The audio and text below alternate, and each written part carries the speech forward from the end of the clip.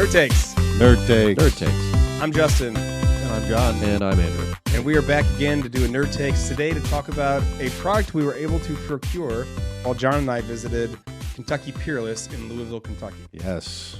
You can kind of see the bottle in front of us. It's actually a single barrel. I'm going to... Oh, yeah, that's right. We were able to get it signed by the owner, Corky. Corky. We have a previous episode you can listen to talking about our experiences of all the distilleries we visited. Pretty amazing. Yeah. But let's actually break down this bottle that we were able to both of us purchase. Yes. And clearly I've opened it. And we're going to see what everyone thinks. And really more you, Andrew. I'm excited. You're the one who hasn't had Yeah, you haven't Yeah, had you this guys- one. you guys And keep I haven't had in a few months, so yeah. Talking this one up, so I'm super excited about it. Yeah. So this is, again, the Kentucky Peerless Straight Rye Whiskey Single Barrel Selection. It's called Gingersnap. It's from the Kentucky Peerless Distillery. And here's a summary about Kentucky Peerless. Their identity as an artisan distillery is centered around its uncompromising quality and innovative nature. There is possibly no better exemplification of this than our single barrel program. Our team promotes only barrels of supreme quality and uniqueness for single barrel consideration. There's some pretty unique flavor profiles in this. And I could keep going on. They've got a lot of really cool stuff. They talk about like their process and kind of how they select their single barrels. But I think we're kind of here to get into the tasting and hear about what it's like. Like the visual indicator, like they would put a star on the barrel. So when Right. we walked around the rick house, there were a bunch of barrels with stars because they were like, yep, that's going to be something special. So we'll just let it marinate a little bit. Yeah, and this is one of those. So Yeah. there is no age. It's non-disclosed or no age statement. It has a proof of 109.9. The mash bill is also non-disclosed. So we're kind of going like, we're kind of jumping into this as far as, I don't want to say blind, but for the most part, we don't really know. They're not telling everything, not giving us everything that's in actually this pick. It's a lower rye mash bill, I think, based on what our tour guide said. So it's like, it's still a rye whiskey, but it's not like 80, 90% rye or 100% rye. So it's, and then maybe that's why we probably gravitated to it a lot. But let's dive in. So it's called, again, the Gingersnap, and it says a single barrel selection with natural notes of molasses, burnt honey, and ginger. This MSRP is for $75, and this is from their website. Color of deep amber, and the nose, and this is the nose for a traditional rye, so not necessarily the single barrel. Caramel with toasted oak, fruit notes of apple and orange. Nothing about the palate, nothing about the finish. So Interesting. Let's start with Nice, let's start with our guest. What are you getting on the nose? So the first sniff for me was super sweet. Like I got the molasses right away. Yeah. I'm getting some.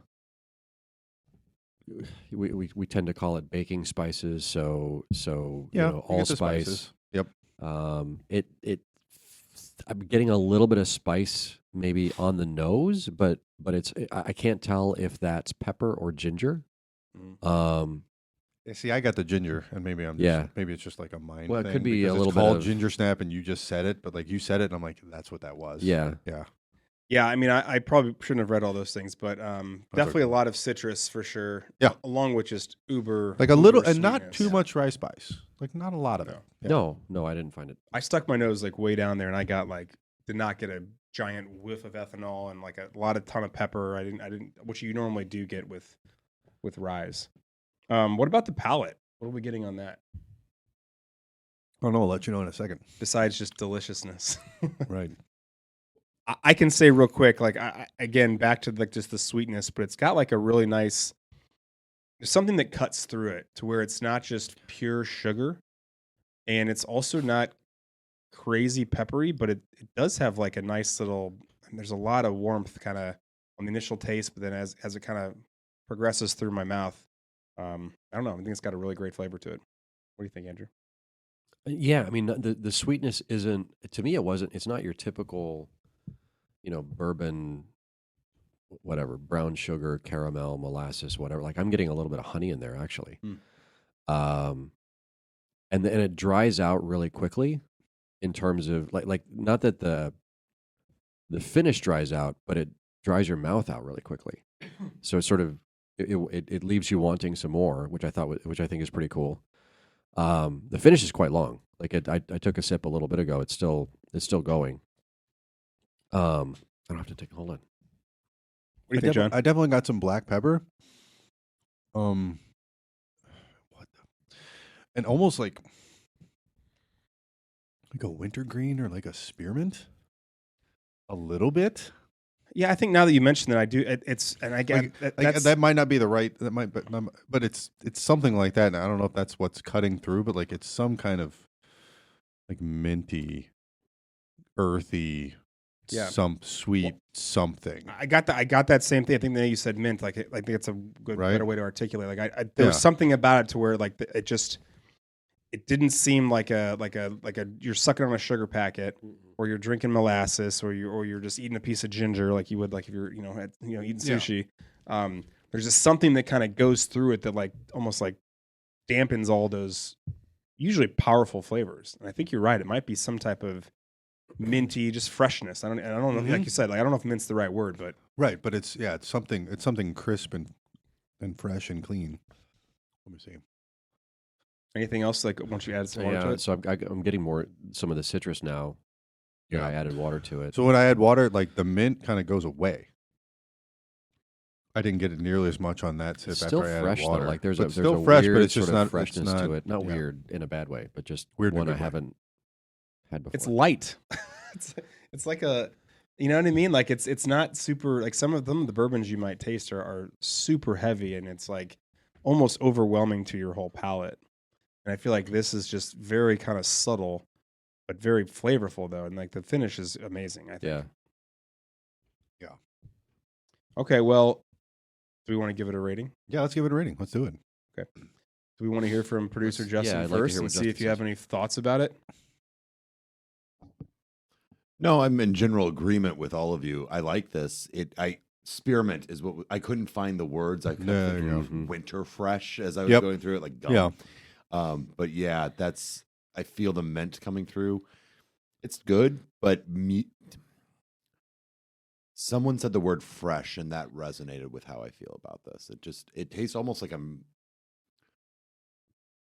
it's like I'm eating something. It's like a very crisp, like crisp is the word I'm going to use. I'm going to edit all this out. No, you can't. Keep it in. Actually, it's in. On an episode before, we talked. There was I think it was one of the ECBP expressions. We talked about like, this is a winter bourbon. This is definitely a summer bourbon. That's summer whiskey, summer whiskey for summer sure. Whiskey. Like this, it's not very heavy. It's very approachable. It's got that freshness. This is a summer. If there is a seasonality, yeah, I think there's seasonality. I think there are definitely, like, depending on what it is, like there's definitely things that you lean more towards winter and then summer. Because I mean, you could say the same thing about beer. There's winter beer, there's summer beer, there's fall beer for sure. So I think it goes without saying it goes for whiskey as well. Yeah, I think it almost tastes like a Manhattan, like a pre-made Manhattan, with less orange flavor and more. Yeah, I guess like that freshness, sugar flavor. I don't know. Yeah, I think it's really good. I'm a big fan of it. I'm a big fan. Really good. Well, let's do some ratings. So I guess I'll go first since this is the bottle that I brought. I'm going to go with a Stormtrooper Luke. I think that's a pretty good rating for me. Recently, I've been trying to be a little more harsh on things and not a little conservative. Yeah. Yeah. Right. Yeah. But I think this is a good. I mean, and I'm also taking into account the fact that this is $75, and I don't think you can get a type of rye or bourbon at nowadays that's $75 that has this depth of flavor to it. You got to spend a lot more money in order to accomplish that. For the most part, I think. Agreed. And also, I if I could somehow be a part of this single barrel program that they offer and kind of be in Louisville and try different ones that they would, their selections, 100% would join that. So that's me. That's my review. Stormtrooper Luke 8. I'll echo that. Stormtrooper Luke 8 for me. It's a great whiskey. For $75, super kind of in my wheelhouse in terms of what I'm willing to spend on a bottle, but punches way above its weight. Yeah, I'm going Sweaty Luke. 7.5. It's good. I think it's good. Like I mean, it's again like we tried everything that they had, and both of us walked out with this bottle. Mhm. Now, we enjoyed pretty much everything they had too, but like, I think it was the combination of this was surprising. Again, speaking for me, like I'm not a rye person. I think when I told you, it's like, yeah, I walked out with a single barrel rye. You were probably surprised the fact that I walked Really? out of a distillery where we literally tried everything they had, and I walked out with a rye. Was shocking, even for me. I think that had something to do with it, and also because of the exclusivity was a thing, because it was only something you can get at the distillery. You can't. That's not gonna be on shelves anywhere. So that was kind of part of it for me too. Yeah, it's definitely one of the better store picks I've been able to procure in a while. So. A solid pick. Yeah. Producer Justin. I'd probably agree. Sweaty Luke, 7.5. It's not my favorite, but I agree with Andrew. It's punching above its weight. $75 is right in the wheelhouse.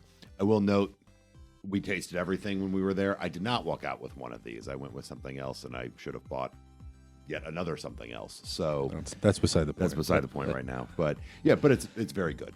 I enjoy it. Yeah. Yeah. Okay. Well, Awesome. Good review. Kentucky Peerless. This is the Gingersnap. If you have a chance to get it, I think it's worth the purchase. I think we all agree. If you're planning a trip to Louisville, definitely check out Peerless. Or if you live in Louisville, go check it out. Yeah. All right. Well, until next time, Nerd Takes. Nerd Takes. Nerd Takes.